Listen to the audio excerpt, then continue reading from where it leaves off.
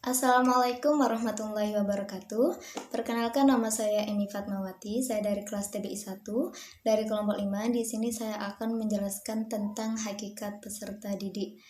Nah, sebagai seorang mahasiswa yang masih berstatus dengan peserta didik, penting sekali untuk memahami apa sih peserta didik itu, peran apa saja yang harus dilakukan oleh peserta didik, baik dalam lingkungan keluarga, masyarakat, atau bahkan bangsa dan negaranya. Nah, dalam pembahasan kali ini saya akan menjelaskan beberapa subbab. Di antaranya yang pertama yaitu pembahasan mengenai hakikat atau makna peserta didik. Yang kedua yaitu pembahasan tentang karakteristik peserta didik. Yang ketiga yaitu tentang kode etik peserta didik. Dan yang terakhir tentang kebutuhan peserta didik. Baik, langsung saja. Yang pertama saya akan menjelaskan tentang hakikat atau makna peserta didik. Peserta didik itu adalah salah satu komponen yang menjadi subjek dalam proses pendidikan. Nah, dalam Kamus Besar Bahasa Indonesia, peserta didik diartikan sebagai orang, anak didik, siswa, atau anak sekolahan yang sedang menjalani proses belajar. Nah, dari pengertian tersebut kita dapat menarik kesimpulan bahwasanya peserta didik adalah individu atau kelompok yang sedang menjalani proses-proses demi terciptanya perubahan-perubahan dari tidak dewasa menjadi dewasa. Akan tetapi pengertian ini berbeda menurut pandangan pendidikan Islam. Menurut pandangan pendidikan Islam, peserta didik diartikan sebagai individu yang belum dewasa dan memiliki kemampuan atau potensi dasar sejak lahir atau secara fitrah, yang kemudian mereka menjalani proses-proses demi mengembangkan potensi dasar tersebut sehingga dapat menjadi manusia yang berguna. Nah, dalam mengoptimalkan potensi dasar tersebut, seorang peserta didik itu butuh dengan dukungan dari orang-orang sekitar seperti guru, orang tua, atau bahkan faktor lainnya. Hal ini berdasarkan hadis yang menjelaskan bahwasannya setiap anak itu terlahir dalam keadaan fitrah. Akan tetapi orang tuanya lah yang menyebabkan anak tersebut menjadi orang Majusi atau orang Nasrani. Nah, di sini dapat dipahami bahwasanya Islam itu ingin menggabungkan dua pandangan, yaitu pandangan nativisme dan pandangan empirisme. Pandangan nativisme yaitu pandangan yang menganggap bahwasanya bakat dan bawaan itu adalah faktor terpenting yang mempengaruhi perubahan seseorang. Dengan pandangan empirisme yang mengatakan bahwasannya faktor lingkungan itu adalah faktor terpenting yang menjadi sebab perubahan seseorang. Nah, di sini Islam meyakini bahwasanya setiap individu itu memiliki kemampuan atau potensi dasar sejak lahir atau secara fitrah. Akan tetapi, bagaimana potensi ini dapat berkembang dengan baik itu juga bergantung pada faktor lingkungan. Jadi, keduanya sangat penting untuk diperhatikan. Berikutnya yaitu saya akan menjelaskan tentang makna-makna atau hakikat peserta didik yang sudah dianggap menjadi filosofis hakikat peserta didik. Yang pertama yaitu peserta didik bukanlah orang dewasa, akan tetapi peserta didik adalah orang yang sedang menjalani proses pendewasaan. Nah, selama proses ini tidak boleh disamakan dengan proses belajarnya orang dewasa. Mengapa? Karena peserta didik ini memiliki dunianya sendiri. Mereka masih butuh untuk dipahami. Jadi, penting untuk memahami karakter mereka sehingga dapat tercipta proses belajar mengajar yang baik. Nah, berikutnya yaitu setiap peserta didik itu memiliki pertumbuhan dan perkembangan yang berbeda-beda. Nah, hal ini perlu dipahami agar dapat menyesuaikan proses pendidikan dengan tumbuh kembang peserta didik. Dan yang berikutnya itu peserta didik itu memiliki kebutuhan jasmani dan kebutuhan rohani.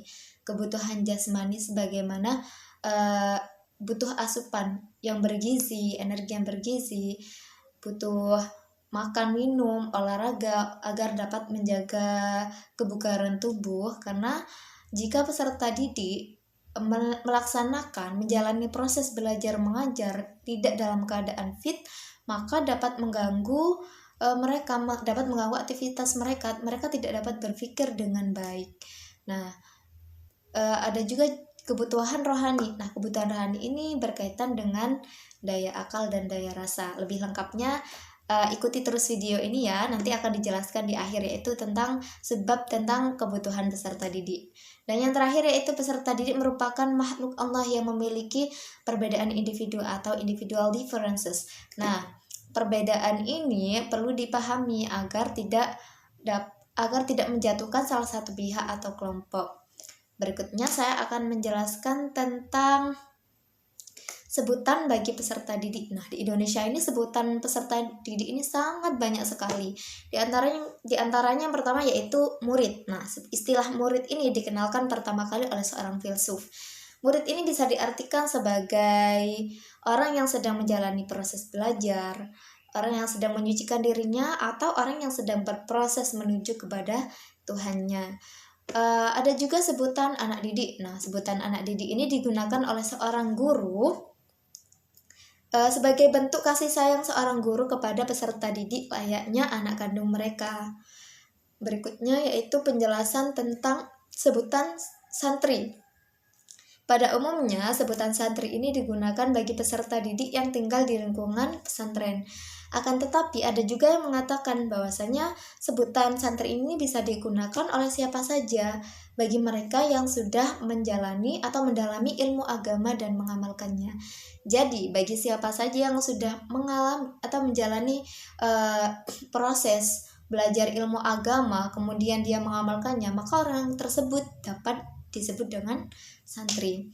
Sedangkan menurut Bukhari Umam, sebutan santri ini dibedakan berdasarkan faktor lingkungan. Yang pertama yaitu dalam faktor lingkungan, di lingkungan keluarga atau rumah tangga. Nah, peserta didik ini disebut dengan anak. Kemudian di lingkungan sekolah atau madrasah, peserta didik disebut dengan siswa. Di tingkat perguruan tinggi disebut dengan mahasiswa. Dan di tingkat pesantren, di lingkungan pesantren disebut santri. Di majelis taklim disebut dengan jamaah. Nah, dari pengertian Bukhari Umam tadi, kita dapat menyimpulkan bahwasannya untuk menjadi seorang peserta didik itu tidak terbatas usia. Contohnya yang terakhir, di lingkungan majelis taklim, kebanyakan yang ikut majelis taklim orang dewasa atau orang tua. Nah, kita sudah tahu kan jawabannya, bahasanya yang sering kali ikut di majelis taklim itu kebanyakan adalah orang-orang yang sudah lanjut usia seperti ibu-ibu atau nenek-nenek. Nah, dari situ kita dapat mengambil kesimpulan bahwasanya menjadi seorang peserta didik itu tidak ada batasan usia. Baik, berikutnya saya akan menjelaskan tentang karakteristik peserta didik. Nah, karakter ini penting dimiliki oleh peserta didik. Mengapa? Karena karakter yang baik itu dapat meningkatkan kualitas jati diri sebagai sumber daya manusia. Nah, karakter yang baik juga dapat memicu timbulnya energi positif sehingga dapat memudahkan mereka berpikir dalam proses belajar mengajar. Karakter yang baik juga dapat memudahkan peserta didik ini berinteraksi dengan lingkungan sekitar. Mengapa? Karena orang yang memiliki kriteria baik itu mudah disenangi dan dicintai oleh orang sekitar. Betul bukan? Nah, di antara karakter peserta didik yang harus dimiliki atau diperhatikan yaitu yang pertama, peserta didik hendaknya menyucikan dirinya sebelum menjalani proses belajar. Contohnya, kita bisa dengan berwudu. Hal ini sebagaimana telah dijelaskan dalam kitab Ta'limul Muta'alim yang menjelaskan bahwasanya hendaklah bagi seorang murid itu berwudu terlebih dahulu sebelum menjalani proses belajar. Mengapa di kitab tersebut dijelaskan bahwasanya wudu itu adalah cahaya dan ilmu pun cahaya. Jika kedua cahaya tersebut digabungkan, maka akan menghasilkan cahaya yang lebih terang, bukan? Nah, dari situ, jika kita senantiasa berwudu ketika hendak mencari ilmu, maka insya Allah ilmu yang didapat juga akan berkah. Berikutnya yaitu peserta didik hendaknya senantiasa memperbaiki niatnya selama belajar. Nah, seringkali kita lupa untuk tidak niat, atau bahkan kita salah niat belajar. Kita seringkali memiliki niat-niat yang buruk, makanya kita harus senantiasa memperbaiki niat. Niat ini penting karena menjadi dasar dari segala perbuatan kita, sebagaimana yang telah dijelaskan dalam hadis Bismillahirrahmanirrahim, innamal a'malu binniyat, bahwasanya segala sesuatu itu bergantung pada niatnya, dan kita pun akan mendapatkan hasil sesuai dengan niatnya. Jika niat kita baik, insya Allah hasilnya juga akan baik. Begitu juga sebaliknya. Berikutnya yaitu sebagai seorang peserta didik, penting sekali untuk kita untuk tetap sabar dan tangguh. Ini sebagaimana yang telah dijelaskan, sebagaimana syair Imam Syafi'i, beliau mengungkapkan bahwasannya barang siapa yang tidak tahan dengan pedihnya belajar, maka dia akan merasakan hinanya kebodohan sepanjang masa. Nah, menyeramkan bukan? Nah, penting makanya. Karena dalam proses belajar itu akan selalu ada hambatan dan rintangan. Akan tetapi, yang berhasil melewati semua rintangan, insya Allah akan menjadi orang yang hebat. Nah, di sini karenanya penting sekali peserta didik itu memiliki sifat yang sabar dan tangguh. Kemudian yang berikutnya yaitu sebagai peserta didik, ini wajib hukumnya menghormati seorang guru. Nah, orang guru itu layaknya orang tua kedua bagi kita. Sebagaimana yang Allah jelaskan bahwasanya ridho Allah itu tergantung pada ridho orang tua. Begitu juga sebaliknya. Oleh karenanya kita juga wajib menghormati orang tua agar kita bisa mendapat ridho mereka selama kita belajar. Sehingga ilmu yang kita dapatkan juga dapat bermanfaat dan berguna. Berikutnya yaitu sebagai seorang peserta didik harus menghormati sesama teman agar dapat meningkatkan atau menguatkan tali persaudaraan, tidak boleh saling bermusuhan. Demikian penjelasan mengenai karakter peserta didik. Berikutnya itu mengenai kode etik peserta didik. Di antara kode etik peserta didik yaitu yang pertama tata tertib mengenai sikap atau tingkah laku peserta didik baik di lingkungan keluarga, masyarakat, atau bahkan di lingkungan sekolah. Yang kedua yaitu tata tertib cara berpakaian peserta didik, lebih-lebih di lingkungan sekolah. Karena di lingkungan sekolah ada aturan-aturan tertentu selama kita berpakaian, ada seragam, misal contohnya ada aturan memakai topi dan lain sebagainya. Kemudian tata tertib tentang kedisiplinan waktu. Jam berapa peserta didik diwajibkan tiba di sekolah dan jam berapa pula peserta didik harus sampai di rumah masing-masing. Kemudian yang berikutnya itu tata tertib di sekolah. Sesuai apa saja yang harus dilakukan peserta didik selama proses belajar tersebut.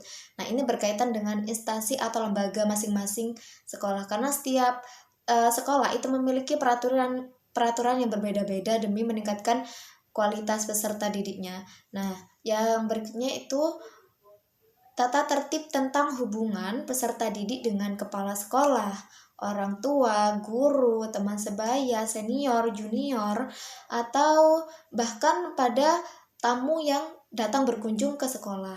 Nah, ada berikutnya itu yang terakhir tata tertib tentang bagaimana seharusnya sikap peserta didik jika menemui teman atau kerabat atau saudaranya yang sedang mengalami musibah. Nah, aturan kode etik ini diatur sedemikian rupa agar dapat menciptakan kualitas peserta didik yang benar-benar unggul. Berikutnya itu saya akan menjelaskan tentang kebutuhan peserta didik. Nah, pada umumnya manusia ini memiliki kebutuhan. Kalau kebutuhan ini ada bermacam-macam ya. Ada pendapat yang mengatakan kebutuhan ini dibedakan berdasarkan usia. Seperti kebutuhan anak usia dini, kebutuhan remaja, dan kebutuhan peserta didik. Ada yang mengumpulkan sebagai berikut, sebagaimana tadi, dan juga yang jelas perbedaan tingkat level kebutuhan tersebut disebabkan oleh faktor usia, keturunan, fisik, atau bahkan psikologis setiap anak. Jadi setiap anak memiliki kebutuhan berbeda-beda. Akan tetapi pada umumnya manusia itu memiliki kebutuhan primer dan kebutuhan sekunder. Kebutuhan primer yaitu kebutuhan jasmani seperti makan, minum, dan segala sesuatu yang mendukung fisik, yang mendukung kebugaran fisik kita. Dan kebutuhan sekunder yaitu kebutuhan rohani. Nah, kebutuhan rohani ini berkaitan dengan daya akal dan daya rasa yang telah saya jelaskan tadi. Nah, daya akal ini dapat didukung dengan memberikan asupan materi materi atau ilmu-ilmu kepada peserta didik yang rasional, yang mudah diterima oleh akal mereka, sehingga mereka dapat belajar dengan baik. Kemudian daya rasa ini dapat ditingkatkan dengan senantiasa menjalankan ibadah-ibadah, sehingga dapat membersihkan hati mereka, sehingga mereka peka terhadap lingkungannya. Sedangkan ada juga beberapa ahli yang menyatakan bahwasannya kebutuhan peserta didik itu dibagi menjadi dua, sama halnya seperti pada umumnya tadi, primer dan sekunder. Akan tetapi di bagian sekunder ini dibagi lagi menjadi 6. Yang pertama yaitu kebutuhan akan kasih sayang. Yang kedua, kebutuhan akan rasa aman, kebutuhan akan kebebasan, akan rasa bebas, kebutuhan akan kesuksesan, kebutuhan akan bimbingan, dan kebutuhan untuk mengaktualisasikan dirinya. Nah, demikian penjelasan saya tentang hakikat peserta didik. Semoga apa yang telah saya jelaskan tadi dapat bermanfaat, dan terima kasih yang sudah telah menonton video ini ya. Sekian dari saya. See you next video, oke? Sampai jumpa untuk video berikutnya. Tunggu video berikutnya, dan assalamualaikum warahmatullahi wabarakatuh.